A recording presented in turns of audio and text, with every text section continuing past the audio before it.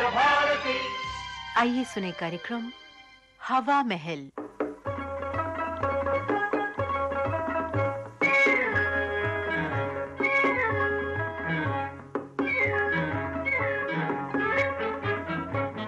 श्रोताओं, हवा महल में आज आपको सुनवाते हैं अहमद वसी का लिखा प्रहसन नया मकान।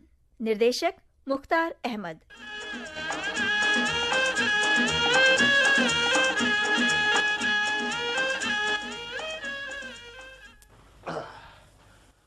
हो, अभी कितना और सामान ठीक से रखना उठाना है। बस कीजिए, अब मुंह हाथ धोकर कुछ खा लीजिए ना। सुबह से आप इसी में लगे हुए हैं। तुम जो कुछ न कराओ कम है। और फिर तुम और खाला जान भी तो काम में लगी हुई थी। क्या करती, मैंने तो अम्मी से कहा कि आप आराम करें, मैं सामान रख दूंगी। फरीदा बेटी, तू कैसी बातें करती है। तुम दोनों जो सुबह से काम में लगे हुए हो, तो मैं कैसे आराम कर लूं? खाला जान, आपकी यही मोहब्बत तो मुझे यकीन दिलाती है कि जैसे आप फरीदा ही की नहीं, मेरी भी माँ है। सलीम बेटा, तुम दोनों सुखी और खुश रहो, मेरी तो यही तमन्ना है। अच्छा, बाकी सामान कल रख लेना, रात हो गई है, अब आराम करो। चलो। खाला जान, मैं सोचता हूँ कि सामान रख ही दिया जाए, वरना बहुत फैलाव मालूम होगा। हाँ, मकान बहुत छोटा सा है। फिर वही बात फरीदा, मुझे तुम्हारी बात कतई पसंद नहीं कि कोई भी मकान हो उसमें कोई ना कोई बुराई जरूर निकाल लेती। मैंने क्या कह दिया जो आप खामखा नाराज हो रहे हैं? क्या कह दिया? वही जो तुम औरतों की आदत है। यहाँ तो मकान ढूंढते ढूंढते, सामान ढोते ढोते और मकान बदलते बदलते बुरा हाल हो रहा है, और तुमने एक पल में सारी मेहनत पर खड़े खड़े पानी फेर दिया। पहला मकान इसलिए खराब था कि वो बहुत बड़ा था और उसमें तुम्हारा जी घबराता था, इसलिए उसे छोड़ दिया। दूसरे मकान की छत और दीवारें बड़ी कमजोर थी, चलिए वो भी बदल दिया। तीसरा मकान इसलिए छोड़ा कि पड़ोसी खराब थे, और अब ये नया मकान, इसमें भी कीड़े पड़ गए। सलीम बेटे, तुम तो गुस्सा करने लगे। फरीदा ने बात गलत नहीं कही, मकान वाकई बहुत छोटा है। मैंने तो आते ही फरीदा से कहा था। लीजिए, खाला जान भी फरीदा की जैसी बातें करने लगी। मैंने तो उस वक्त ये सुना नहीं था जब आपने फरीदा से कहा था, वरना मैं उल्टे पांव वापस पलट जाता। अच्छा अच्छा, चलो मुंह हाथ धो डालो, गुस्सा उतर जाए। वही तो मैं भी कह रही हूँ कि आप सुबह से नए मकान को सजा रहे हैं। एक साल में ये चौथा मकान सजा रहा हूँ, और तुम हो कि बस बस करो फरीदा। लो, ये बकस किनारे कर दो। और सलीम बेटे, तुम चलो खाना खाओ। आओ। फरीदा, लालटेन जला दो, अंधेरा होने लगा है। हाँ, दिया सलाई लाइए। मिल गई दिया सलाई। सलीम, वो उधर खाना रखा है। जी हाँ, देख लिया खाला जान। फरीदा, जरा दरवाजा तो बंद कर दो और बिस्तर लगाओ। सब काफी थक गए हैं, बाकी सामान कल ठीक किया जाएगा। अच्छा अम्मी। बेटी, मैं अंदर आ सकती हूँ? कौन है आप? आइए।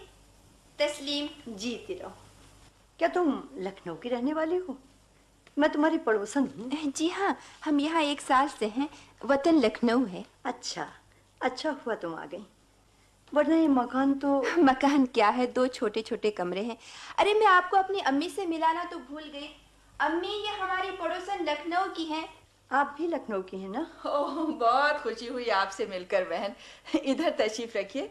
ये फरीदा मेरी लड़की और वो सलीम मेरा दामाद है। तब तो मेरे भी बेटी दामाद हुए। लखनऊ में आपका मकान कहाँ है? हम लोग नक्कास में रहते थे। मेरा मकान कश्मीरी मोहल्ले में है। यहाँ मेरा बेटा मुलाजिम है। अल्लाह, ये मकान कितना छोटा है। हाँ बहन, इस मकान के बारे में लोगों के ख्यालात भी कुछ अच्छे नहीं। क्या बहन, क्या बात है? बहन, सुना है इस मकान में किसी की रूह रहती है। मुझे तो इस बात को सोचकर बड़ी घबराहट हो रही थी। जब मैंने सुना इसमें किराएदार आए हैं, तो मैं डरते डरते यहाँ बताने आ गई। ओए अल्लाह, ये क्या सुनाया आपने? मुझे तो डर से लग रहा है। वाकई मकान पर नहुसत तो बरस रही है। देखो, लालटेन जलने पर भी अंधेरा है कि छाया हुआ है। यहाँ कोई नहीं ठहरता बहन। कहते हैं रात गए मकान के दरवाजे पर कोई दस्तक देता है। इलाही खैर हो, या अली मदद, इन बलाओं से पंजतन पाक महफूज रखे। अम्मी, ये मकान कल ही बदल देना चाहिए। सलीम को भी ये सब मालूम है कि नहीं? है, सारा मोहल्ला जानता है, किसी ने जरूर बताया होगा। मैं पूछती हूँ, मगर मुझे डर लगा है, वहाँ कैसे जाऊँ? तू ठहर बेटी फरीदा, मैं पूछती हूँ। सलीम, जरा यहाँ तो आना। अच्छा खाला जान, अभी आया, हाथ मुंह धो लूं। जरा पर्दा कर लेना बहन, सलीम आ रहा है। आने दो बहन, मेरा क्या पर्दा। आओ बेटा। अम्मी, आप उनसे पूछिएगा। अच्छा, मैं पूछ लूंगी। फरीदा, क्या कोई आया है? जी हाँ, पड़ोसन है। यहाँ बहुत दिनों से रहती हैं और कहती है इस मकान में। क्या हुआ इस मकान में? भाई, जो तुम्हारे दिमाग में इस मकान की तरफ से बात बैठ गई है। नहीं बेटे सलीम, ये पड़ोसन जो कुछ कह रही हैं। बेटा, तुम्हें शायद ये मालूम नहीं कि इस मकान में रहने वालों को रात को भूत और खराब रूहें तंग करती हैं। क्या बेतुकी बात है। मैं जब ये मकान देखने आया था तब भी लोगों ने यही कहा था, लेकिन मकान मालिक ने मुझे पहले ही बता दिया था कि लोगों ने गलत बातें मशहूर कर दी इसके मुताबिक। तो इस पर भी तुमने ये मकान ले ही लिया। मैं इन बातों पर यकीन नहीं करता। हाय अल्लाह, ये किस गुनाह की सजा मुझे मिली है। बेटे सलीम, कुछ तो समझो, मुझे तो डर लग रहा है। ये मकान कितना भयानक लग रहा है। ये औरतें, इनका वहम है, झूठी बाएं हैं भाई ये। नहीं बेटा, ये बात सही है। इससे पहले जो किराएदार इसमें रहते थे, उनकी बीवी ने भी मुझे बताया था। जी, क्या बताया था? कि कई बार रात को किसी ने दरवाजे पर दस्तक दी, कभी आहट मालूम हुई। जब देखा गया तो वहां कोई नहीं था। ओए अल्लाह! और कभी कभी तो कोई पुकारता भी। बस कितनी। भाई फरीदा, ये क्या बकवास है। अगर ऐसा हुआ तो ये भी एक इत्तेफाक होगा और कुछ नहीं, समझी? नहीं बेटा, ये सच होगा। ओ, ये औरतें जो एक बात बार सोच लेती हैं, पत्थर की लकीर समझ लेती हैं। सलीम बेटा, ये तो इन बहन की शराफत थी कि उन्होंने हमें बतला दिया, वरना रात बिरात को, हाय अल्लाह, रात कैसे गुजरेगी, मेरा तो दिल बैठा जा रहा है। डरने की बात ही है, आगाह करना मेरा फर्ज था।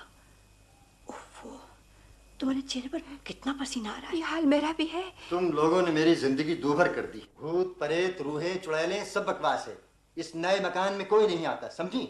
और सुनिए बड़ी भी, खुदा के लिए आप यहाँ से तशरीफ ले जाइए। आए है बेटा, तुम तो नाराज होने लगे। मैंने तो अपना समझकर कहा था। बेटा सलीम, तुम्हें क्या हो गया है? अरे आपको इससे पहले कभी इतना गुस्सा नहीं आया। एक बेकार की बात पर गुस्सा नहीं तो क्या प्यार आएगा? तो क्या सारा मोहल्ला गलत कहता है? मुझे तो यकीन हो चला है। देखिए अभी से यहाँ का माहौल कैसा लग रहा है, कैसा साए साए करता सन्नाटा है, कैसी वीरानी है। लाख चिराग जलाओ मगर लगता है कि अंधेरा है। जी हाँ, ये मरघट है, कब्रिस्तान है। भाई तुम लोग जाओ, मैं अकेला रह लूंगा। अच्छा बहन, बेटी फरीदा, मैं चलती हूँ। अभी से रात कितनी भयानक लग रही है। जा रही है बहन? क्या आप रुक नहीं सकती? न जाने कितनी हिम्मत करके तो तुम्हें बताने चली आई थी, और अच्छा ही किया था। अच्छा, खुदा हाफिज। खुदा हाफिज। खुदा हाफिज।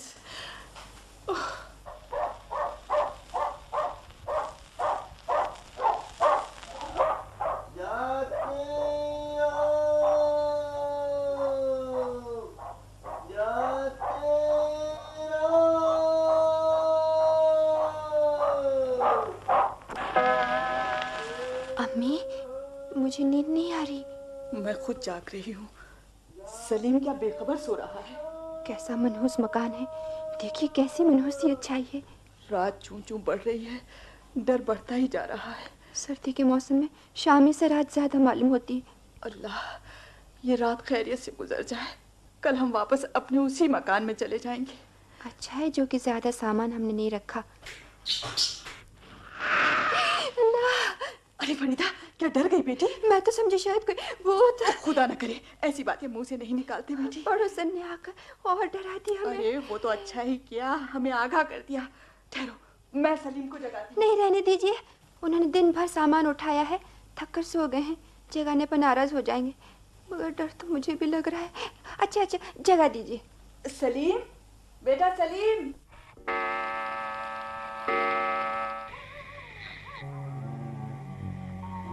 कौन? खालाजान, क्या बात है? उठिए ना, हम लोगों को डर लग रहा है। डर? क्यों, क्या हुआ? ओ, वहम, सिर्फ वहम, और वहम का कोई इलाज नहीं। सो जाइए खालाजान। मेरा दिल धक धक कर रहा है बेटा, न जाने क्या होने वाला है। अल्लाह, मेरा भी दिल बैठा जा रहा है। खुदाई, तुम लोगों के दिमाग से ये बात क्यों नहीं निकलती कि सब बेकार की बातें हैं? सोने दो मुझे। खुदाया,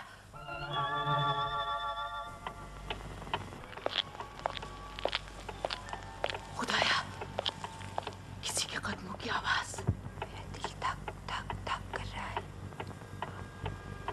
सलीम, सलीम।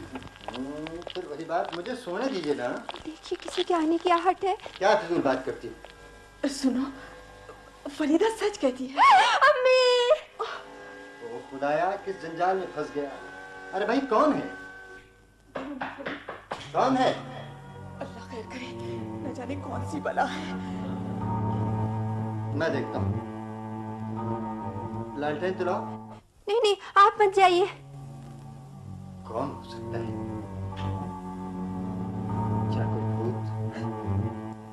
नहीं नहीं, अच्छा मुझे देखने दो। नहीं बेटे, सलीम मत जाओ।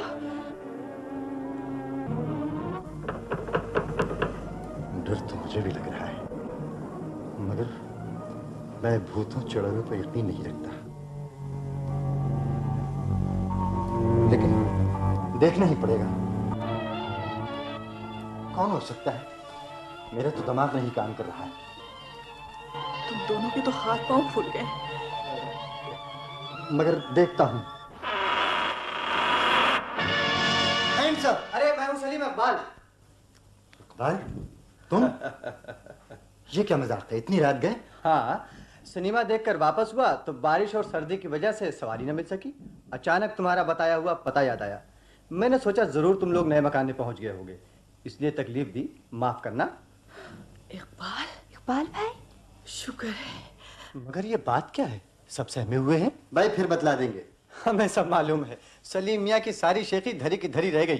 क्या मतलब? सलीम मियाँ, मुझे तो यकीन था और कामिल यकीन था कि आप डरपोक हैं, और कहने को आप कहते हैं कि मैं भूत प्रेत से नहीं डरता, और भूत प्रेत कोई चीज नहीं होती, मगर डर के मारे होंठ खुश्क और घिग्गी बनने ही वाली थी। अरे इकबाल, मेरा तो दम ही निकल गया होता। हाँ इकबाल भाई, हम लोगों पे बड़ा जुल्म किया आपने। यहाँ तो यूं ही इस नए मकान में भूत प्रेत का खौफ मोहल्ले वालों ने हम लोगों पर गालिब करा दिया था। हम लोग तो वाकई आपको भूत समझे हुए थे। और क्या। चलो फरीदा, कम से कम मेरे आने से तुम लोगों का खौफ तो इस मकान के बारे में खत्म हुआ। हाँ अम्मी। और फरीदा भाई, आप डरने की कोई बात नहीं, ना कोई भूत है ना प्रेत, बल्कि ये है इकबाल जिंदा भूत।